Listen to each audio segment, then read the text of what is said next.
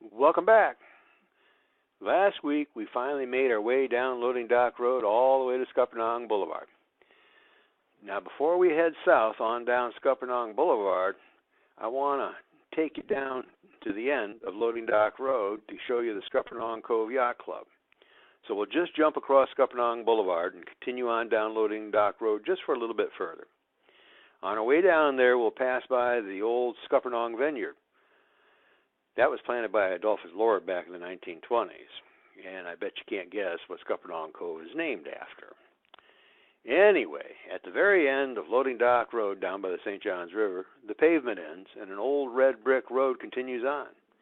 It's shaded by live oaks planted way back then by Adolphus. At the very end, we'll find the Scuppernong Cove Yacht Club. It's in an old one-story red brick building. Now, it's another part of Adolphus Lord's legacy.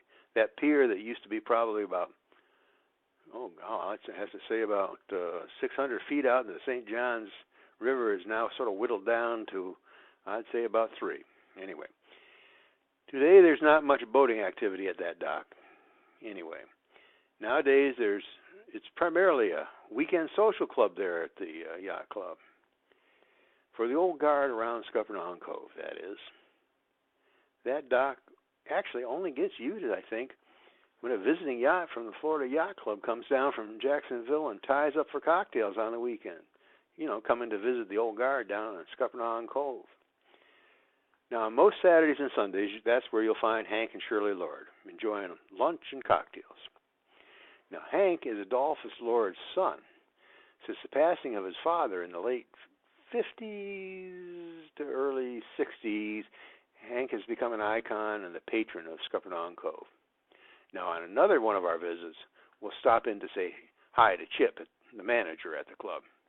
Now, headed back towards Scuppernong Boulevard, we'll pass Center Street Extension. Excuse me. Now, it's the back way into Overly Pond neighborhood.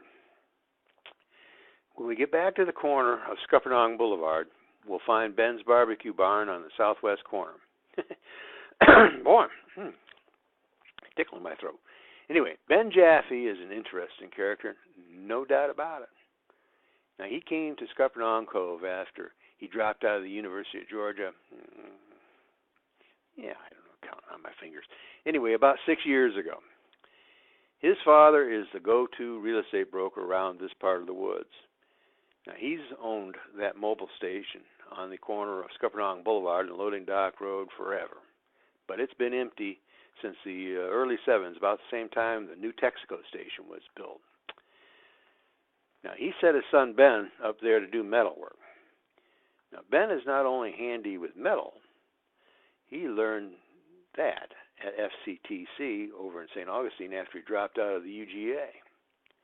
But he has got to have one of those worst right brain, left brain challenges I have ever seen. So to satisfy his artistic penchant, his metal work has morphed into building all kinds of smokers, grills, and that kind of sort. He's become rather successful at it. You know, some of them are real works of art. You know, you must get him to show you the pictures of the one he built that looks like an engine on a motor stand. You won't believe. You don't know what it is until he opens it. It really looks like an engine on a motor stand.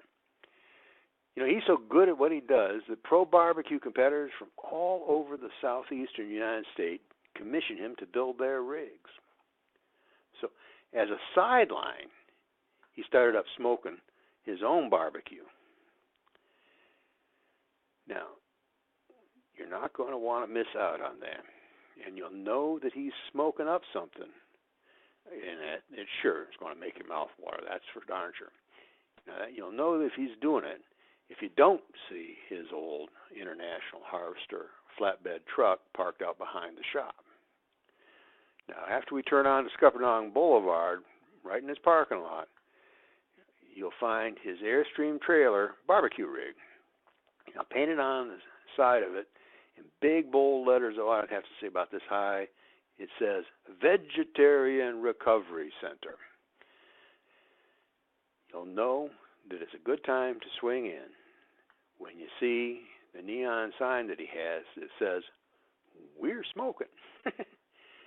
He only smokes when he has an itch or has something from his hunts that he wants to share. Of course, his ribs and brisket are just to die for.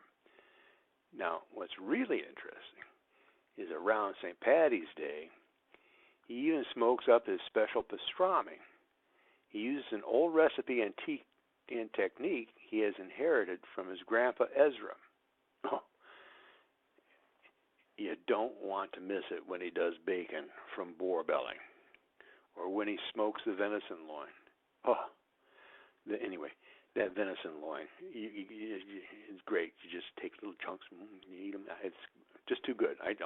You got to try it when you get there, okay? Now that bacon, though, does cause a bit of consternation between him and his father, but that's a tale for another day. Anyway, I don't want to keep you too long, so we'll get back to that story later on down the road. Hopefully, I didn't bend your ear too long this time. I did promise last time not to. Now, next time, I promise we'll finally head down Scuppernong Boulevard. Now, come back, because I need you to keep that promise. So, until then, fair winds, smooth seas, happy landings, K.E. Kennell. Or for good friends like you, just plain Ol Karl. Bye.